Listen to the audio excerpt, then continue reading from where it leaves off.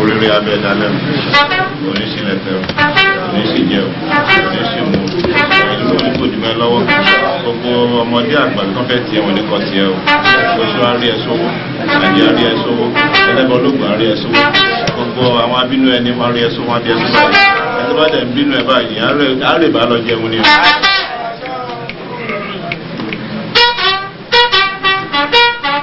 Síwájú wà nípa owó wà nípa ọmọ wà nípa àlàáfíà ara wọn pààrọ̀ wọn ní pààrọ̀ ẹni kò ní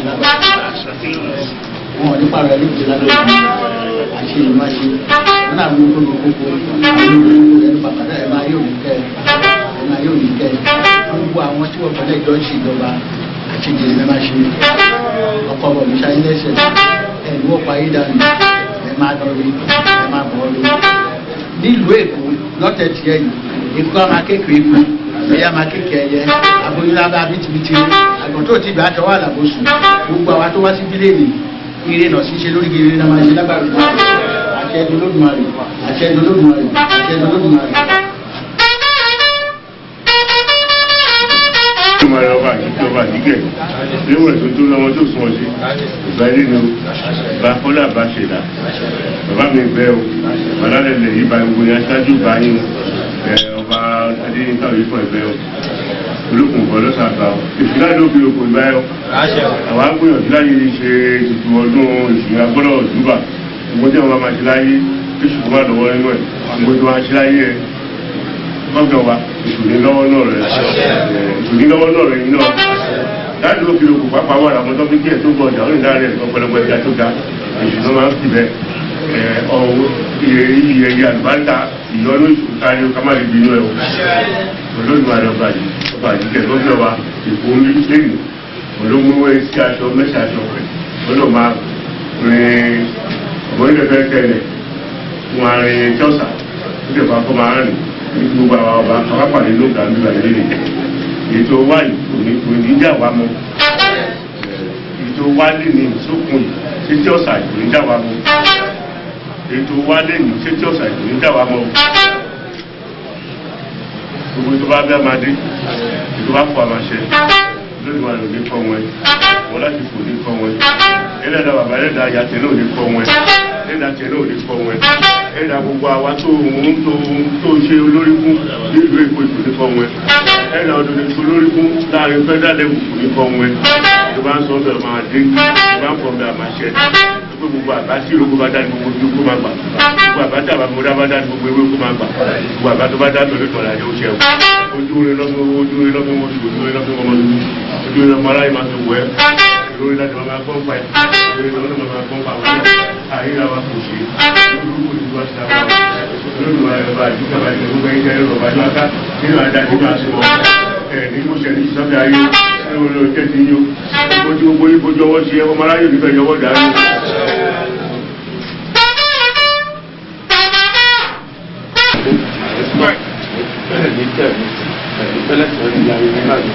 wọ́n lọ látàríwárí àtàrí kọ́lẹ̀ ẹ̀kọ́ máa fún aṣíwájú ìlú Èkó ilé àkókò akọ́kọ́mọ akọ́kọ́yọ akọ́kọ́láfẹ́ bẹ́ẹ̀ ló ṣe máa rí bẹ́ẹ̀ náà ló máa rí káàkiri bẹ́ẹ̀.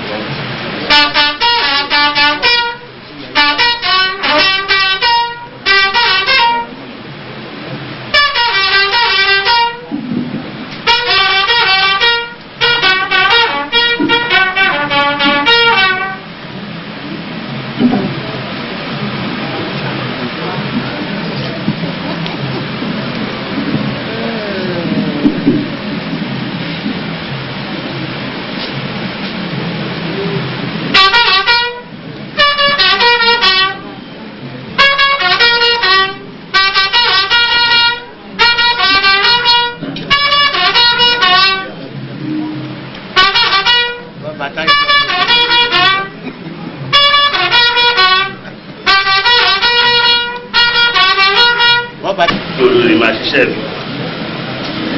His Excellency, Senator Alhaji Asiwaju Bola Ahmed Tuinubu, our darling Executive Governor of Lagos State, members of the State Executive Council here present, Honorable Commissioners, Head of Service, all other honorable members of the House of Assembly, our title chiefs, dignitaries, Obas Adetunji Akinlere, Sataru II, the Ojomo of Yajimaland, His Royal Majesty Alailua Oba Yekini Adeni Elegushi, Ishala II, the Elegushi of Kateland, His Royal Majesty Oba Alailua Ijowu Abiodun Oniru Akeodo II, the Oniru of Yoruland, Victoria Island and environs. You are heartily welcome to the Abbey of Oniru of Yoruland. Our Royal Majesty has specially directed me to express their happiness and joy to have Your Excellencies and members of your entourage for finding time to pay this working visit to the palace. Once again, you are most welcome. We crave special indulgence on this memorable occasion of the first visit ever by our darling Executive Governor to the Palace of Oniru of Yoruland, by way of expressing appreciation for all the good works being done by the present administration under your able leadership. In particular, the roads rehabilitation program throughout the state, as well as the beautification of the environment and in particular the roundabout, the massive housing program throughout the state, and most recently, the people-oriented prompt action taken directly by His Excellency in respect of the unfortunate bomb blast explosion on the fateful day of Sunday, 27th January, year 2002. Your Excellency, congratulations. It is our fervent prayer, therefore, that the Almighty Allah will continue to guide, protect, and reward Your Excellency in all endeavors.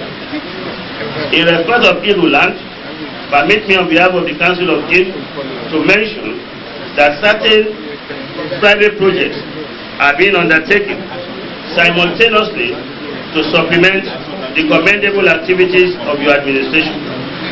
Among these are the Model Secondary School, which is now known as British International School, Victoria Island, the Millennium Home Program on the Oniru Estate, the Solid Home Program on the Oniru Estate, and recently the beautification of the first roundabout, which is now known as Oniru Roundabout. Our area of concern in Yoruland is the long outstanding Gazette publication of recognized bailiffs since 1995, when they were duly appointed. We appeal on this occasion to His Excellency to assist us expedite necessary action so as to give Yoruland the fair share of his statutory rights, including attendance at council meetings by our chiefs and bailiffs along with their peers from the other domains. Finally, sir, we wish the Excellency in advance. Finally, sir, we wish Your Excellency in advance happy, prosperous, and fruitful Golden Jubilee birthday anniversary next week, Friday, 29th of March next week. We are looking forward to our invitation card. Very, very happy returns for the day.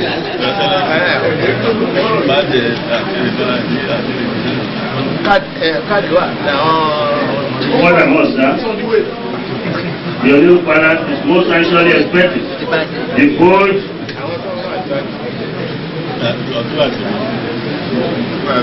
sir, the Oniru Palace and the entire Ethiopia people are most anxiously expecting the execution of the bold, imaginative development plan to transform the Bar Beach into a glorious tourist attraction. May the Almighty bless your venture and assist you to make a success of it. Ìdòwú Abíọ́dún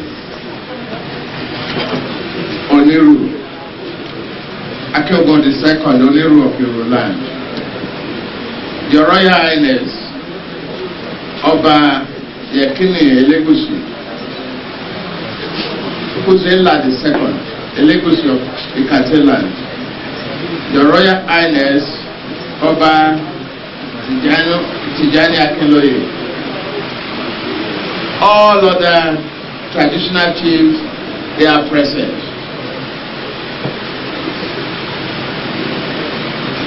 I am with me here today the chairman of the Etios Local Government Council,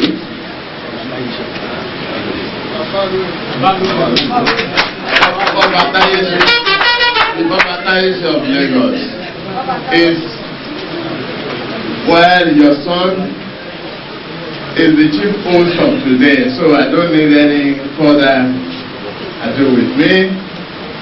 Kí ẹ̀sùn kókó jọba pẹ́, kí ìrùkẹ̀rẹ̀ ọba máa pọ̀ sí. Lórí gbogbo ọba tó jókòó yìí, ẹ bá ti rí adé orí wọn stáìlì, ẹ rí ìrùkẹ̀rẹ̀ ọwọ́ wọn stáìlì. Wọ́n bá pẹ́ títí wọ́n kàn máa pàrọ̀ ọ̀rọ̀ rùkẹ̀rẹ̀ ní. Ọba Tálíkà ló ń lo rùkẹ̀rẹ̀ kan náà tó máa gbó dìde títí tó fi lè pa.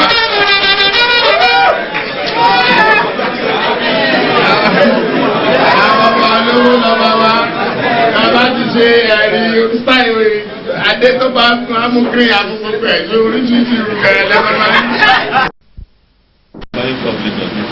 Bayeku of Lagos, Etios Local Government.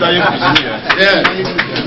And our plans, I'll be addressing some of this during the reception speech.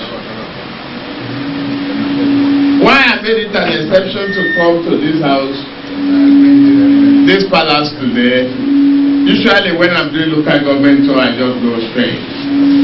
But you are my uncles, you are my fathers.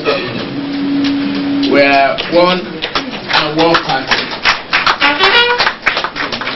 And my respect for you is an everlasting and a very sincere one.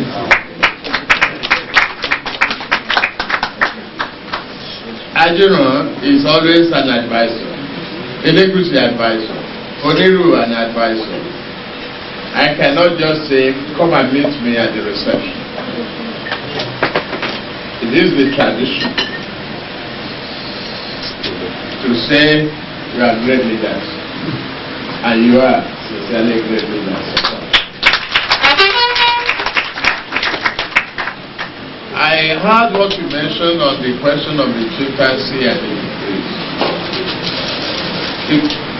A whole lot of time that we are spending in the ESCO these days has been on power chief projects that will leave this chieftaincy matters to be attended to.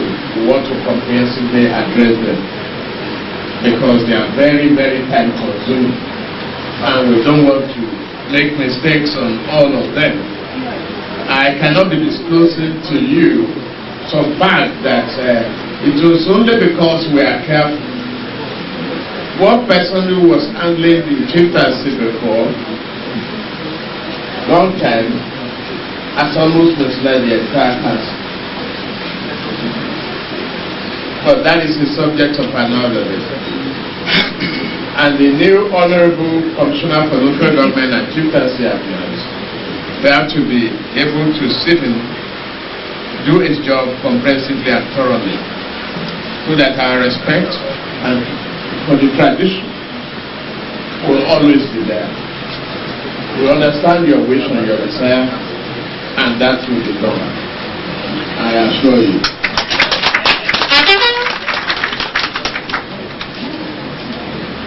I am, as a governor, grew up to know Ethiopia. Not for what it is today, we thank God Almighty. It's no longer the jungle, the bush, the riverine, the dump-yard,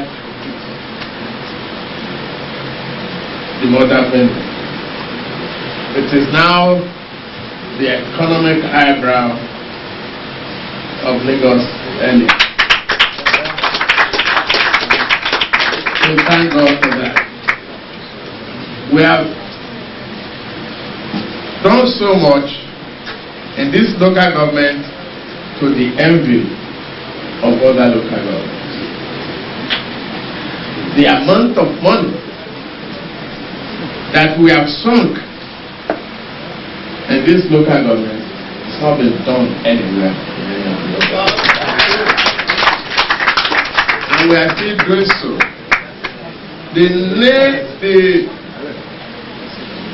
To really do the job, to construct road in this local government is more expensive than any other local government.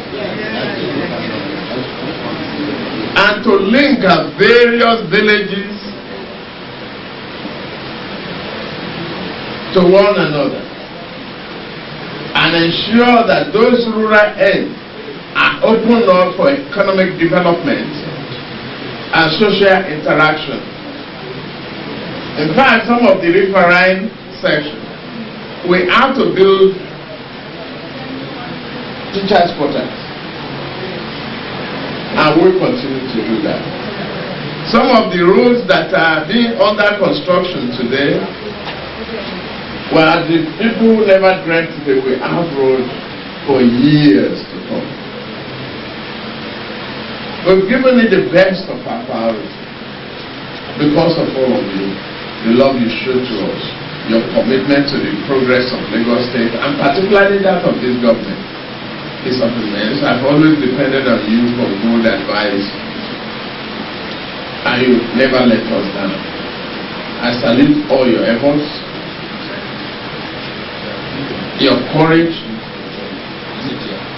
and I pray that your children too will grow up, you will be there to reap the benefits, the fruit of your labor. Your children, who are my brothers and sisters, they will grow up to succeed us as governors, lawyers, doctors, and presidents. I thank you very much for the support and the encouragement. Other issues concerning the local government, I will be addressing when we get to the reception. But I assure you one thing, we are going to create additional locations. Because that is the only way we can bring rapid development to the people. Yes.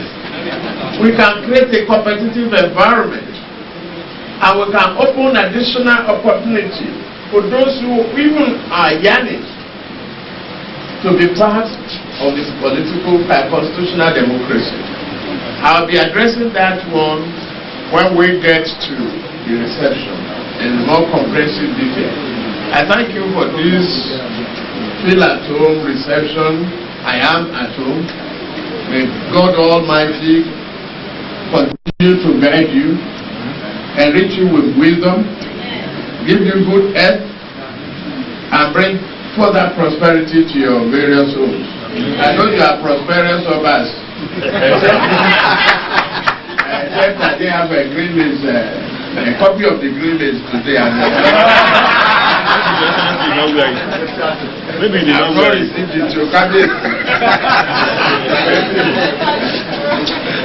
And some EU too.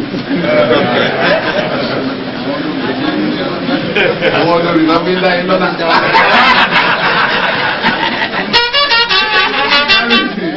I thank all of you very, very much. I'm so happy and excited to be here. Thank you, sir. This one is coming straight from Ethiopia water. This is what we have at Ethiopia.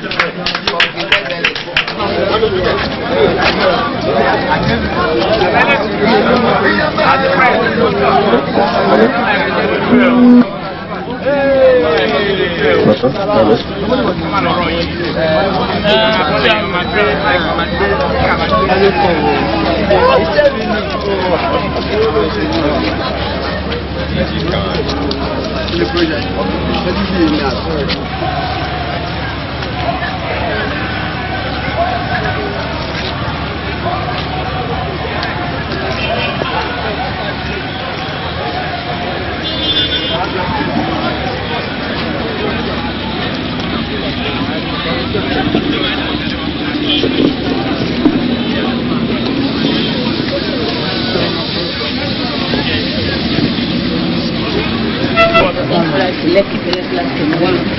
New Town Development Authority is a service-oriented collaborator empowered to establish network and development schemes in Lagos State. Other functions of the authority include the provision of infrastructure in government agencies and site selection for government and private developers. Lekki Peninsula Scheme 1 is one of the schemes designed by the authority to open up the southern corridor of the state in order to decongest the metropolitan Lagos. The scheme was designed in 1981 and it covered a land area of 1,046 hectares. Provision is made for 4,053 residential plots comprising of low, medium, and mixed development plots, 102 commercial plots, then 90 institutional service plots, while 72 hectares of land is earmarked as recreational zone in the southern portion of the scheme. We have a total of 103 kilometer network of roads.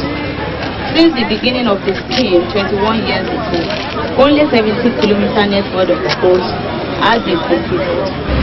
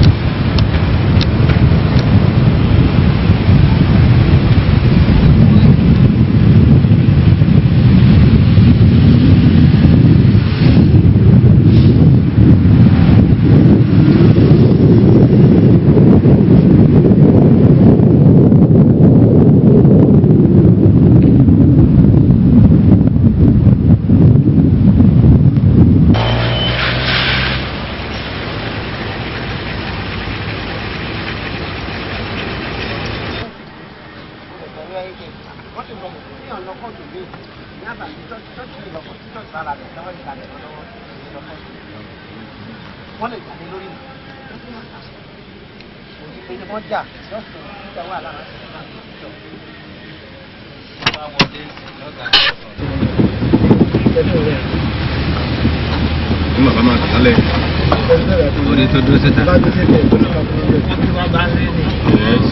Ọ̀pọ̀ ṣé pé kan tí mo sáré òṣè pé kò ní pé ìṣe iṣẹ́ òun ṣe oníṣẹ́.